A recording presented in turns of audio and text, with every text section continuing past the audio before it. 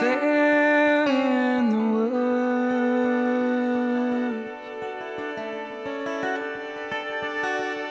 as a child I could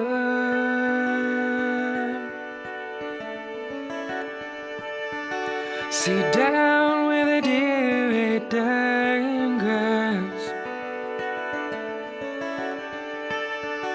and hear when the starving robins ask, where's the spring that with the mightiest changing breeze? That wind in mine, there's the truth. Beyond by the creek lies the memory of youth. Right out of the blue,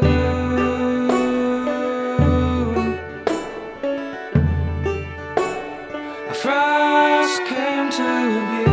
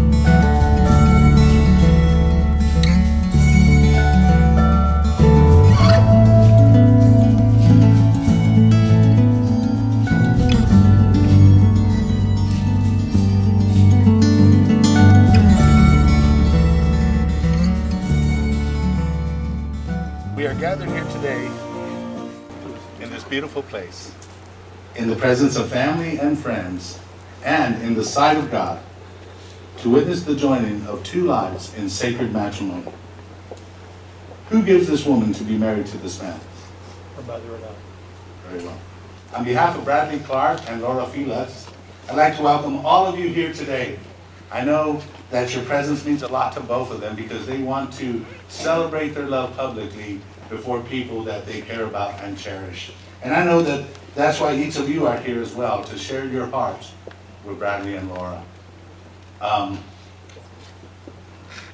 Laura, you look amazing. That was awesome. Just watching you there, coming down the aisle was devastating for everybody here, I think, and all your friends and family. How about a hand for the bride? Let me see what you do.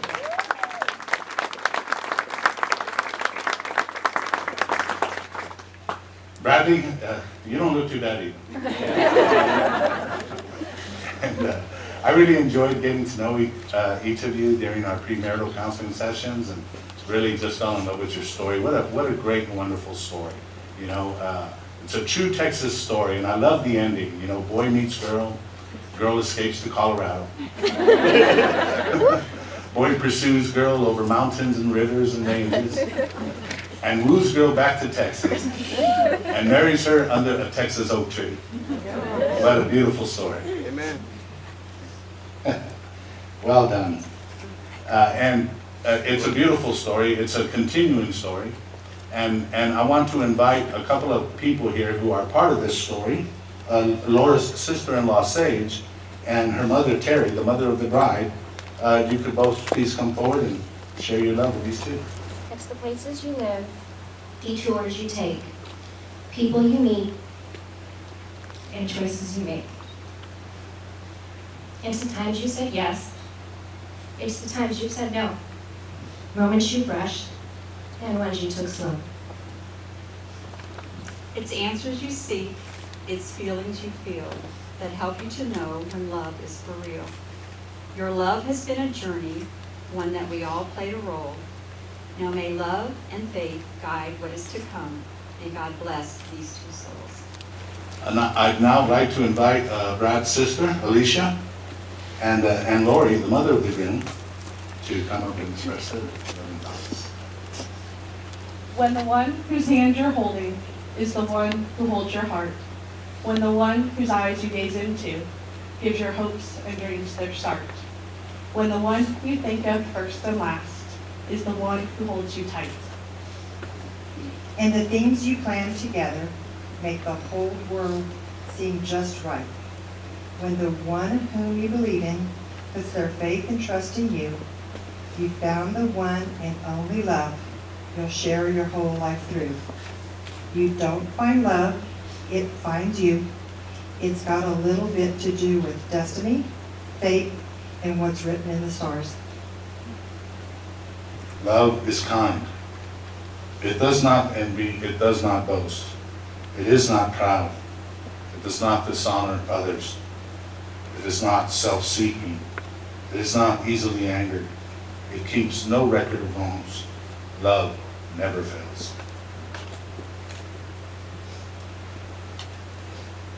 Bradley, Laura, you are both entering marriage hand in hand.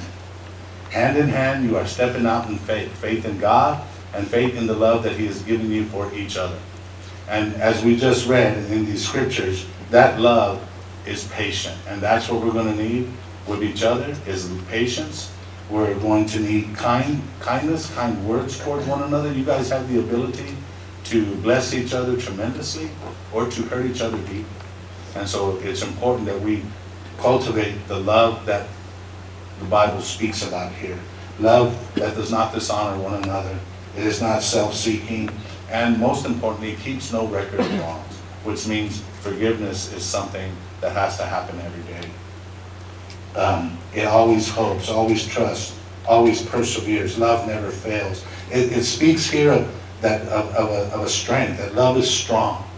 The love is strong. It never fails. But at the same time, love is very gracious and very tender. And I think that's just interesting, because I wonder if you realize that these hands that you've freely given to each other are both the most tenderest and strongest parts of your whole body. And I share this with you because in the years ahead, you will need both strength and tenderness to go the distance. In other words, you need to be firm in your commitment to one another. Never allow your grip to become weak. And yet, Be flexible as you go through change. Don't let your hold become intolerable. Strength and tenderness, firm commitment and flexibility. Of such is a marriage made. Hand in hand. Also remember that you don't walk this path alone. Don't be afraid to reach out to others when together you face difficulties. There are other hands here available to you, the hands of your family and of your friends and of your church. To accept an outreach hand is not an admission of failure, but it is an act of faith. For behind us, underneath us, and around us all are the outreached hands of the Lord. And it is to his hands, the hands of God in Jesus Christ, that we commit this marriage to. Amen.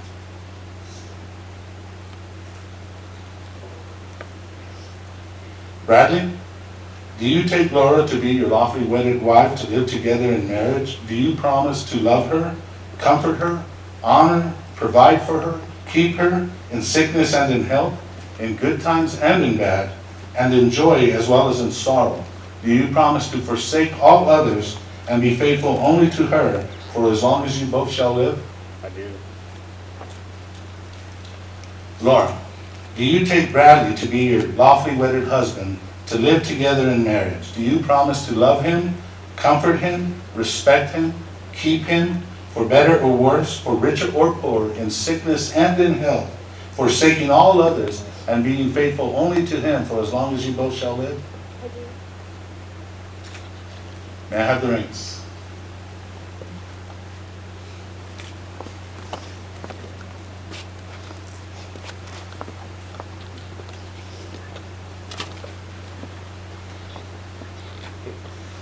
These rings are made of precious metals to remind us that love is not cheap. Indeed, it may cost us everything. They are also fashioned in a circle as a symbol of your unity. Your two lives are now joined in one unbroken circle. Wherever you go, you will always return to each other and to your togetherness. Brad, please place the ring on Laura's finger and repeat after me. I give you this ring I do this ring, as a symbol of my vow, symbol of my vow, and with all that I am, with all that I am and all that I have, and all that I have. I pledge my love to you. I pledge my love to you.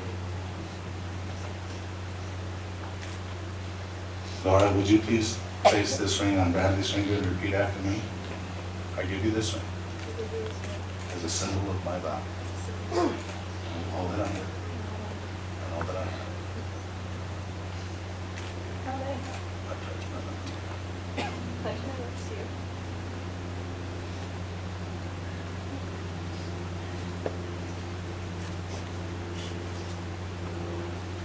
Bradley, Laura, you have both made vows of love each to the other and have sealed these vows by the giving and exchanging of rings. Therefore, by the authority vested in me as a minister of the gospel of Jesus Christ, and by the great state of Texas, I now pronounce you husband and wife. Sir, you may kiss your bride.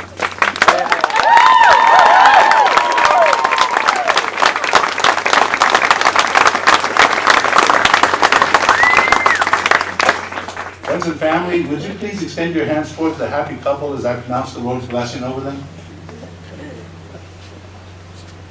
Bradley, Laura, may the Lord bless you and keep you. May the Lord make his face shine upon you and be gracious unto you. May the Lord turn his face towards you and give you peace. And may your love for each other continue to grow, providing warmth and strength, safety, light, joy, and happiness, now and forever. Amen. Amen. Ladies and gentlemen, it now gives me great pleasure to introduce to you, for the very first time, Mr. and Mrs. Bradley Clark.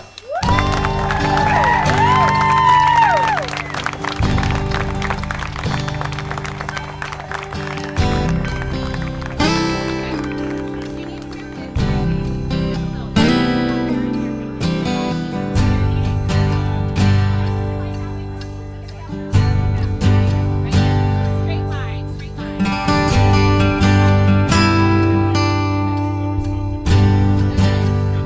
Are we in order? Are we in order?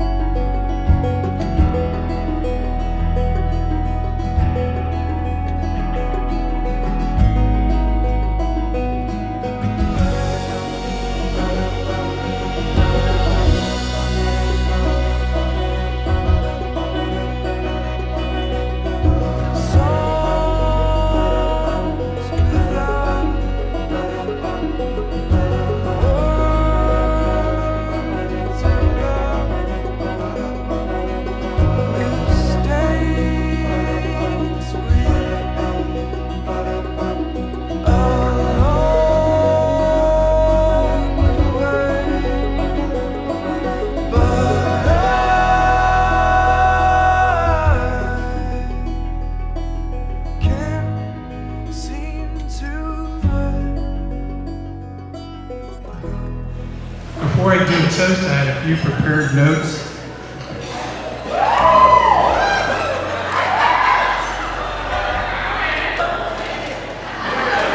Actually, just a top page of notes, the rest of our invoices for this wedding. We've known Laura for 8 years. There have been lots of laughs and the occasional tears. I've had the privilege of knowing Bradley for just over 27 years now. Thanks to my parents for putting up with me for 29 years so far. And we would go home, and it was about a 20-minute drive. And Laura sat there in the back seat with him and didn't say a word. But I reached back and held Laura's hand. Laura held my hand. And for the next 20 minutes, that's all she and I did. That 20-minute ride was a highlight of my week. And I had a good week. It's not like I had a bad week. But by far, that was the best thing of my week. Snowmobiling was when Chelsea ran into us. Scuba diving was when you made such a big fuss. I'm here today to announce that Bradley is still stronger, but I am officially the tallest brother. Well, hold on, wait. Ryan didn't give us much of a chance on that one. And she meets this boy named Bradley Clark. And so Bradley comes over for the first time, Terry and I meet him, and he is the nicest, most respectful young man. You're a little OCD and you can never finish a book. But Bradley says you're doing a good job learning how to cook. Laura, I have to say, I've really enjoyed getting to know you better over these past couple of years. I always had a feeling that you'd marry my brother, and I couldn't be happier when it comes true tonight.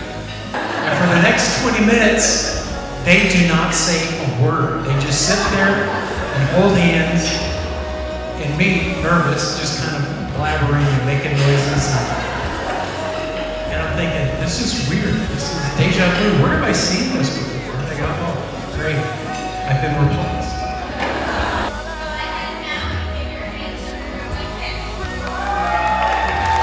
It's about finding what makes you happy. And I know that you two truly make each other happy. So here's to Bradley and Laura. I wish y'all a lifetime of happiness. And may we always get nectar on the slopes. They do the right thing. And tonight, this is the right thing. So with that, now the toast. If you would grab your glasses